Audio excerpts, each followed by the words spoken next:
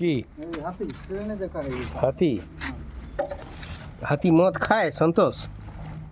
হ্যাঁ মদ জামটা খাইলে, মদ খাই না, জামটা খাইলে।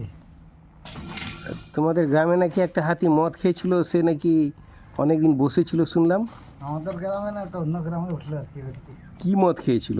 মহুলে মহুল? মহুল মানে ওই চুল্লু নাকি? চিল্লো না, কুত্তা দারু? কুত্তা দারুও না, মহুলের মাল।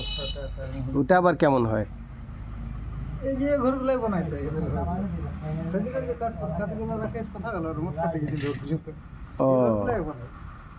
ওই মদ হাতি খেয়ে নিয়েছিল? কতটা খেয়েছিল? এটা ধরো হয়তো ওর যদি 10 বোতল মদ বাড়াচ্ছে, 10 বোতলটা একটা হাতি খেয়ে নিচ্ছে। 10 বোতল একটা হাতি খেয়ে নিয়েছে? হ্যাঁ। খেয়ে হাতি ওখানে উৎপাত করেনি? না, উৎপাত করতে পারবে না। উৎপাত করতে পারবে না? হ্যাঁ। তাই কি করলে ওখানে? খাই ওই এক জায়গায় ছিল, ওই জঙ্গলের মধ্যেই আর কি করে। ওইখানে চুপচাপ বসেছিল? হ্যাঁ, কদিন বসেছিল? 2 দিন না 3 দিন ছিল, তারপরে গেছে। হ্যাঁ, তারপরে ওই হাতিটা আর ফিরে এসছে কখনো তোমাদের গ্রামে? না, আমাদের গ্রামেতে আসে না, ওই যে ঘুরছে আর কি। আহ,